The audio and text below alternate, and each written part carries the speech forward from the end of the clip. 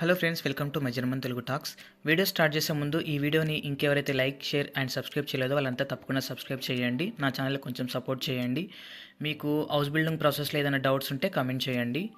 And ఈరోజు మన journey వచ్చేసి దాంగస్ట్ అని నార్త్ అయితే వెళ్ళబోతున్నాము. ఇక్కడ జర్మనీలో ఎండ అయితే దద్దరిల్లిపోతుంది, చాలా సూపర్గా ఉంది. అందులో సమ్మర్లో బస్ జర్నీ సూపర్గా ఉంటుంది. బస్ జర్నీ అనే కాదు, ట్రైన్ జర్నీ కూడా బాగానే ఉంటుంది.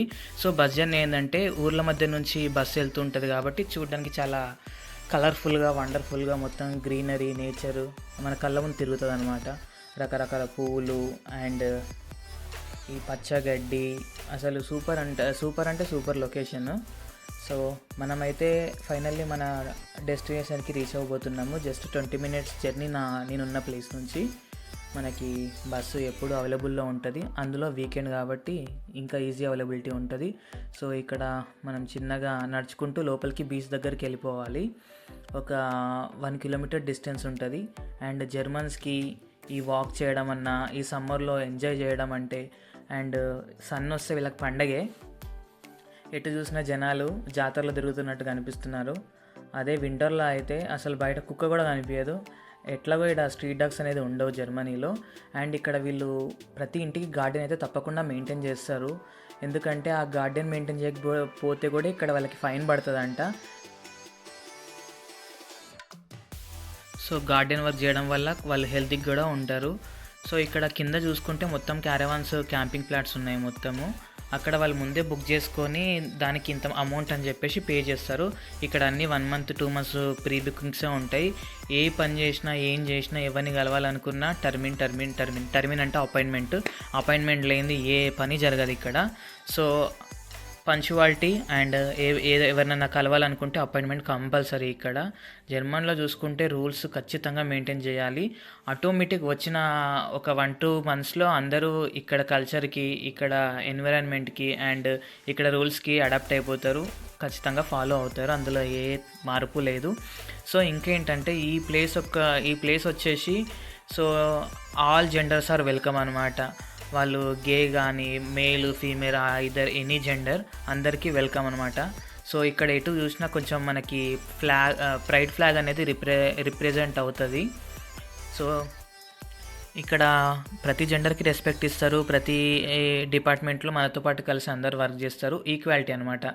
సో ఇక్కడ ఇంకోటి ఏంటంటే మన ఇండియాలో స్కూటీలు, బైక్ల లాగా ఇక్కడ సైకిల్సే కనిపిస్తాయి. ఎటు చూసినా మనకు బైక్స్ అనేది చాలా తక్కువ. ఒక 100 కార్లు ఉంటే ఎక్కడో 1-2 బైక్స్ ఉంటాయి అంతే.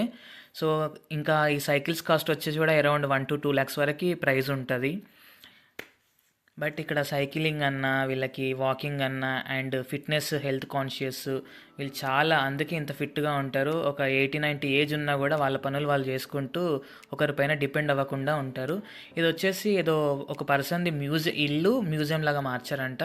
మన దగ్గరలాగా ఇక్కడ కూడా ఈ మూలికల మట్టోళ్ళు ఉన్నారు. సో నొప్పుల డబ్బాలు మనకైతే అవసరం లేదు ఇప్పుడు.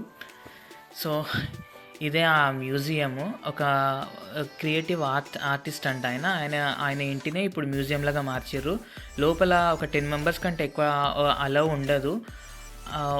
ఒక టైంకి లోపల విజిట్ చేయాలంటే ఎక్కువ పర్సన్ని అలౌ చేయకుండా బయట సిగ్నల్ అయితే పడుతుంది, రెడ్ సిగ్నల్. ఆ గ్రీన్ సిగ్నల్ ఉన్నప్పుడు మాత్రమే లోపలికి వెళ్ళాలి. అంత వెయిట్ చేశాను బట్ అక్కడ క్రౌడ్ ఎక్కువ ఉంది అని చెప్పేసి నేను వెళ్ళలేకపోయినాను. సో అట్లా చూసి నడుచుకుంటే ఇంకా మనము లోపలికి వెళ్ళిపోదాం బీచ్లోకి. సో ఇక్కడ సైక్లింగ్ అలా చూస్తుంటే భలే ఉంటుంది. బట్ మనకంటూ ఒక గ్రూప్ ఉండి చిల్ అవుతే అసలు చాలా బాగుంటుంది. బట్ ఇక్కడ నేను వెతుకుతున్నాను, నేనున్న ప్లేస్లో మన ఇండియన్స్ చాలా తక్కువ. సో అందుకనే జర్మన్స్ అండ్ అదర్ కంట్రీస్ వాళ్ళని ఫ్రెండ్స్ చేసుకుంటున్నాను. ఇక్కడ మనకి ఎక్కడ చూసినా ఇట్లాంటి సింబల్స్ అయితే మనకి కనిపిస్తాయి. ఎందుకంటే ఫ్రాన్స్ రాడ్విల్ అనే ఒక అతను కళాకారుడు అండ్ శిల్పి అంట.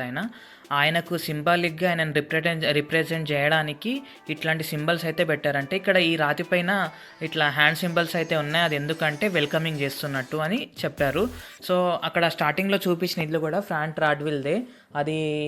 అది కాస్త ఇప్పుడు మ్యూజియంగా చేసేసారు. సో ఆయన చాలా ఫేమస్ అంట ఇక్కడ. సో అందుకే ఆయన ఇక్కడ చూసుకుంటే ఆయన చెక్కిన శిల్పాలు అట్లాంటివి చాలా ఉన్నాయి.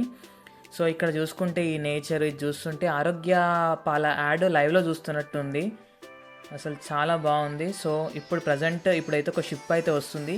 ఇక్కడ ఏంటంటే ఈ దాంగాస్కి వచ్చేసి ఏంటంటే నైట్ టైం వాటర్ వస్తాయి, మార్నింగ్ టైము వాటర్ వెనక్కి వెళ్ళిపోతాయి అంట. అది ఎందుకో తెలీదు. సో ఇక్కడ ఇక్కడ ఇంకా మార్నింగ్ టైంలో మడ్డే ఉంటుంది. చాలామంది ఆ మడ్డుని ఒంటికి రాసుకుంటారు. ఎందుకు అంటే అందులో కొంచెం మెడికల్ ప్రాపర్టీస్ ఉన్నాయంట. సో అందుకని అట్లా ఆ మడ్ని వాళ్ళు ఒంటికి రాసుకుంటారు. ఇంకా మనమైతే ట్రై చేయలేదు, మనకంత వద్దులే ఇంకా అని చెప్పేసి ఆ లైట్ తీసుకున్నాను. ఇక్కడ ఎటు చూసినా మీకు వాక్ వే, సైకిల్ వేస్ అయితే ఖచ్చితంగా ఉంటాయి. ఈ Germans fully health conscious, fitness studio, walking, cycling and వీళ్ళ ఫుడ్ హ్యాబిట్స్ ఎట్లా పడితే అట్లా తినరు, బయట అసలే తినరు. చాలా తక్కువ తింటారు కానీ చాలా తక్కువ. ఇంకా ఇక్కడ తినడానికి కూడా భయపడాల్సిన అవసరం లేదు. ఇక్కడ కల్తీ అనేదే ఉండదు. అందుకని ఇండియన్స్ అబ్రాడ్లో వచ్చిన తర్వాత ఒక 2-3 ఇయర్స్ తర్వాత చాలా సెన్సిటివ్గా మారిపోతారు. నేను స్టార్టింగ్లో అనుకునేవాడిని, ఏందబ్బా వీళ్ళు ఇంత నైస్గా చెప్తున్నారు, అబ్రాడ్కి వెళ్ళి వచ్చినందుకు అనుకున్నా. బట్ ఏంటంటే వాళ్ళ బాడీ ఇక్కడ వెదర్కి అలవాటు అయిపోయి అక్కడ వచ్చిన తర్వాత మళ్ళీ అక్కడ వెదర్కి తట్టుకోలేదు. సో అందుకనే అట్లా సెన్సిటివ్ అయిపోతారని చెప్పేసి అర్థమైంది. సో ఇది వచ్చేసి చిన్న పోర్ట్ ఏరియా. ఇక్కడ వచ్చి షిప్స్ అవుతాయి. ఇంకా సమ్మర్లో ఇంకా ఎటు చూసినా మనకి వీళ్ళు ఇక్కడ జర్మనీలో ఏంటంటే ఆర్టిఫిషియల్ లేక్స్ కూడా ఉంటాయి. వాళ్ళు సొంతంగా తయారు చేసుకుంటారు. ఇంకా సమ్మర్లో ఇంకా షిప్స్ వేసుకొని ఆ షిప్స్, బోట్స్, ఫ్యామిలీ బోట్స్ అని ఉంటాయి, వాటిని వేసుకొని ఇంకా తిరుగుతూ ఉంటారు. బాగా ఎంజాయ్ చేస్తారు వీళ్ళు. జర్మనీస్కి ట్రావెల్ చేయాలన్నా, ఏదన్నా పార్టీస్కి వెళ్ళాలన్నా వీటన్నిటికీ బాగా ఇంట్రెస్ట్ చూపిస్తారు. వీళ్ళు చాలా హ్యాపీ పీపుల్స్. డబ్బు సంపాదించాలి, నగలు కొనుక్కోవాలన్న కోరికలు ఏమి ఉండవు. సో ఇక్కడైతే మనకి ఒక పెన్ని సింబల్ అయితే కనిపిస్తుంది. అదేంటంటే ఇంటర్నేషనల్ సెక్సువల్ సింబల్గా దాన్ని అయితే రిప్రజెంట్ చేయడానికి దాన్ని పెట్టారంట.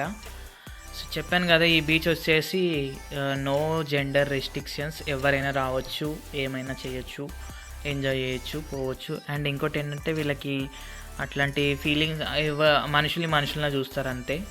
సో అందరికీ రెస్పెక్ట్ ఇస్తారు. ఇక్కడ చాలామంది అయితే సన్ని ఎంజాయ్ చేస్తున్నారు. కొంతమంది ఇక్కడ అందరు ఇంకా జూన్ జూలై అయితే ఇంకా అందరు క్యాంపింగ్లు వేసుకొని ఇంకా సన్ని ఎంజాయ్ చేస్తూ గ్రిల్ పార్టీస్ అట్లాంటివి చేసుకుంటారు. సో ఇక్కడ మొత్తానికైతే బాగుంది. వాటర్ కూడా ఉంటే బాగుండేది. సో ఏం చేస్తాం, నైట్ టైంలో వాటర్ వస్తాయంట. ఈసారి నెక్స్ట్ టైం ఎప్పుడైనా వచ్చినప్పుడు నైట్ టైం ప్లాన్ చేస్తాను. అండ్ ఫైనల్లీ నేనైతే కైట్ చూసాను ఇక్కడ. ఆ పిల్లాడు ఎగరేస్తుంటే నాకు సంక్రాంతి పండుగ కళ్ళ ముందు కనిపించింది. ఎట్లాగో ఈసారి సంక్రాంతి సెలబ్రేట్ చేసుకోలేను, ఇక్కడ వీళ్ళు కూడా కైట్స్ ఎగరేస్తారా అని చెప్పి నేను షాక్ అయినాను. సో ఇంకేంటంటే ఇది నార్త్ సైడ్ ఉన్న ఎండ్లో ఉన్న సీ అనమాట. నేను ఉండేది నార్త్ సైడ్ జర్మనీకి చాలా కార్నర్లో ఉంటాను నేను. నాకు ఇంక ఇది దాటితే మొత్తం సముద్రమే. ఎటు చూసినా అసలు ఈ బ్లూ స్కై, అసలు ఇక్కడ వాటర్ లేకున్నా వాటర్ ఉన్నట్టు కనిపిస్తుంది. కానీ అటు లాస్ట్లో చివర్లో వాటర్ ఉన్నాయి.